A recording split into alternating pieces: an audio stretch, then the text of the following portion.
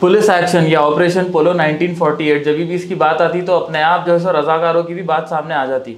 आज हमारे साथ मोहम्मद अनवरुज़्ज़मान खान साहब है, जो जिनके वालिद साहब रज़ाकार में थे, और उनसे हम ऑपरेशन पोलो के ताल्लुक़ से भी बात करेंगे और रज़ाकारों के ताल्लुक़ से भी हम आपसे पूछेंगे। तो पहले तो आपका तहे दिल से इस्तक़बाल है सियासत डेली में। शुक्रिया। तो आपके वालिद साहब रज़ाकारों में थे?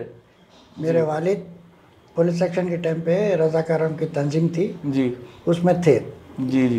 तंजीम में तो क्या थी ये तंजीम रज़ाकारों की जो बनी थी, क्या मकसद लेके बने थे? ये मुसलमानों की एक तंजीम बनाए थे जब निज़ाम की हुकूमत थी, जी, तो मुसलमानों की एक तंजीम बनाए थे रज़ाकार बोल। जी, जैसे कि आरएसएस की अब जैसी तंजीम है वैसे रज़ाकारों की भी तंजीम थी, जी, वैसे यूनिफॉर्म था, निक्कर उक्कर। जी, तो अब मेरे वालिद पुलिस सेक्शन में रज़ाकारों में थे, जी, तंजीम में थे। तो मेरी जब उम्र 1.5 साल की थी बोलते हैं, जी, पुलिस सेक्शन के टाइम पे 1.5 साल का था मैं। जी, मेरे को तो देखा नहीं, कुछ इल्म नहीं, सुना हुआ है। जी, जी, तो मेरे बड़े बोलते थे कि भाई पुलिस सेक्शन में जो है ना बहुत बुरा हाल हुआ, परभनी में, लातूर में, हिगोली में जी, बहुत बुरा हाल हुआ। काटमकुटी जब निज़ाम की हुकूमत बर्खास्त हो गई, जी, ये हुकूमत आ गई, जी, तो उसके बाद में जो है ना मुसलमानों के साथ में बहुत बेदर्दी से बुरा हाल हुआ। काटमकुटी कह रहे हैं, कत्लेआम चल रहा था। कत्लेआम चला।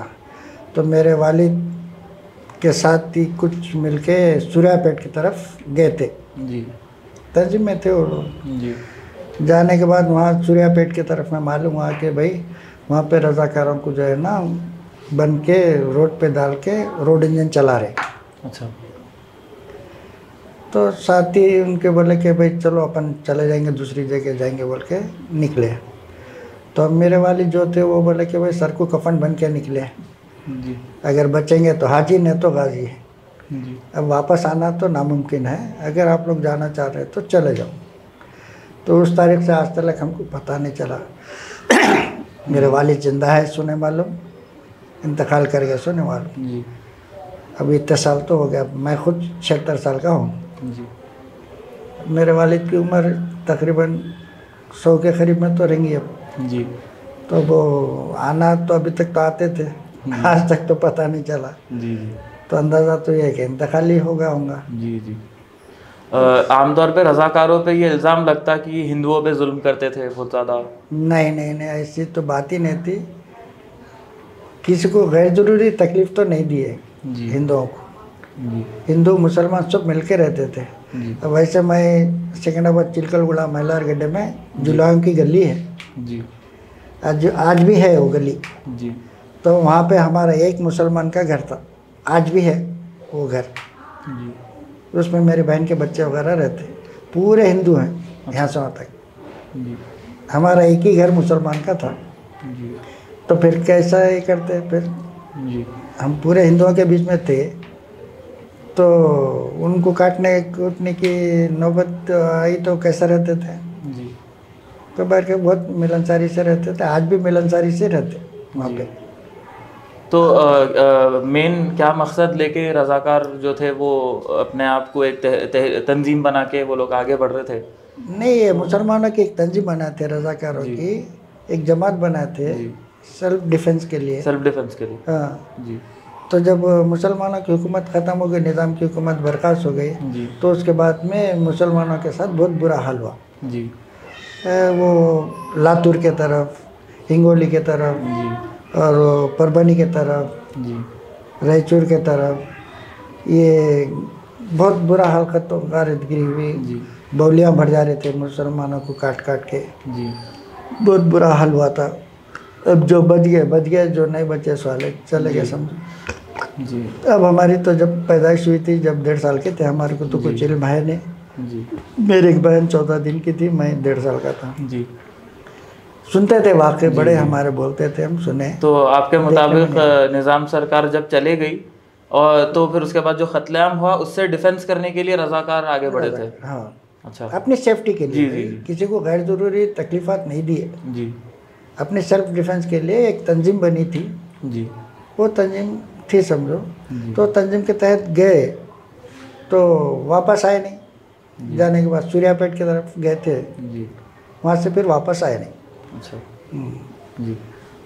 तो जो कत्लेआम हुआ था पुलिस एक्शन के दौरान ऑपरेशन पोलो बोल के, तो उसके ताल्लुक से क्या आप आमतौर पे अपने बड़ों से सुनते थे? नहीं, ऐसे नाजायज़ तो कत्ल गारतगिरी नहीं करे, मुसलमान ऐसा किसी को तकलीफ़ तो दिए नहीं थे। जी। जब निज़ाम की हुकूमत चले गई तो जब मुसलमानों के ऊपर बहुत तकलीफ़ आई, जी। मुसलमानों का बहुत खून खराब हुआ, बहुत बुरी तरह उनको कत्ल गारतगिरी करे। जब हुकूमत ही नहीं रही तो क्या कर सकते हैं। जी। तो कत्ल गारतगिरी तो बहुत हुई थी मुसलमानों के साथ। जी। तो मुसलमान जो बच गए, जो मरना था मर गए सब। जी। जो गैस वाले फिर वापस आए नहीं, जी। ऐसा। तो आप वो टाइम पे आपका ख़ानदान कहाँ रह रहा था वो जब हो रहा था? चिलकलगुड़ा चिनकलगुड़ा। मैलारगड्डा, जी। जी। जुलवा की गली में आज भी है मकान मेरा। अच्छा। मेरे पुप्पू का मकान है। मेरे वालिद तो लापता हो गए थे, जी। जी। तो मेरी पुप्पू खुद मेरी परवरिश करी थी, जी। और मैं वहीं बड़ा हुआ, वहीं मेरी शादी हुई। जी। वहीं से फिर मैं शादी के बाद में इधर आ गया था मैं। अच्छा। तो आज जो सियासतदान अलग अलग पुलिस एक्शन को ले लेके, रज़ाकारों को ले लेके अलग अलग वो लोग बयानबाजी कर रहे हैं और उस पर अपनी सियासी रोटियां सेकने की कोशिश कर रहे हैं, तो उस पर आपकी क्या राय है? ये तो नाजायज़ तकलीफ़ा देने की बातें हैं। जी। मुसलमान तो ऐसा किसी का नाजायज़ किसी के साथ खून खराबा तो नहीं कर रहा था। जी। अब ये लोग ऐसे बदमाशियाँ कर रहे हैं, ये लोग बदमाशियाँ कर रहे हैं तो भी इनके पास इतनी हिम्मत नहीं कि अकेले मुकाबला करने के लिए। ये लोग पूरा ग्रुप का ग्रुप, झुंड का झुंड आके किसी मुसलमान को मार दे रहे, कर दे रहे। जी। मुसलमान जो ऐसे क्या कि मरता क्या नहीं करता, अकेला निकलता मर जाता, जी। मार देता भी। लेकिन ये लोग में इतनी हिम्मत नहीं है कि अकेला मुकाबला करेंगे बोलने के लिए। ये लोग क्या झुंड में आते, मुसलमान है देख के उसको मार देते। अब हुकूमत ही उनकी है तो क्या कर सकता है मुसलमान? कुछ भी नहीं कर सकता। हर चीज़ उनके हाथ में है, हुकूमत उनके हाथ में, पुलिस उनके हाथ में है, तो मुसलमान क्या कर सकता? अगर मुकाबला करना है तो अकेले मुकाबला करे तो मरता मारता कुछ भी करता, लेकिन ये लोग में वो उतनी हिम्मत है नहीं। मुसलमान में जो हिम्मत है वो हिम्मत है नहीं। हैदराबाद के ताल्लुक से एक चीज़ हमेशा सामने आती कि यहाँ पे हिंदू मुस्लिम सब साथ मिलके रहते हैं और एक गंगा जमुना तहजीब है। आज तक भी है भाई। जी। आज जो मैं बोल रहा हूँ, मैं जुलवा की गली जो है, आज भी मेरा घर वहाँ पे है। जी। मेरे बहन के बच्चे वहाँ पे रहते जी। और पूरे हिंदू लोग हैं। जी। हम एक ही मुसलमान हैं वहाँ पे। जी। तो जब ये आपस में नाइतफाकी रही तो कैसे मिलजुल कर रहते? जी। जी सही। आज भी है ना। जी। तो हम लोग में तो इत्तेफाक बहुत अच्छा था। जी। कभी ऐसा ये नहीं था। जी। अब ये बाहर से लोग आके ऐसे बदमाशियाँ करके करते, यहाँ का मुकामी तो कोई भी नहीं करता। एक दूसरे में प्यार मोहब्बत से रहते, इनकी दावतों में जाते, वो हमारे दावतों में आते। जी। एक दूसरे से प्यार मोहब्बत से रहते, सुख में दुख में हर एक में रहते। जी। ये जो गड़बड़े कराते, ये फसादा जो कराते, ये जो लीडर, ये लोग अपनी रोटी सेकने के लिए मुसलमानों का बर्बादी करते। जी। तो पिछले 7-8 साल में आपको ऐसा महसूस नहीं हुआ कि आप ज़िंदगी भर जो अमन और भाईचारा हैदराबाद में देखे उसमें कुछ कमी आई या कुछ हुआ? नहीं, यहाँ तो ऐसी कोई बात है नहीं। जी। अल्लाह का फजल है हिंदू मुसलमान में। यहाँ तक कि हम जब काम करते थे तो मेरे दोस्त पूरे हिंदू थे। जी। जगन्नाथ, रामनाथ, अमरनाथ, ये सब हिंदू लोग थे। नाम सुने तो हिंदू, लेकिन वो लोग सियासत पेपर पढ़ते थे, रहनुमा पेपर पढ़ते थे, उर्दू बात करते थे।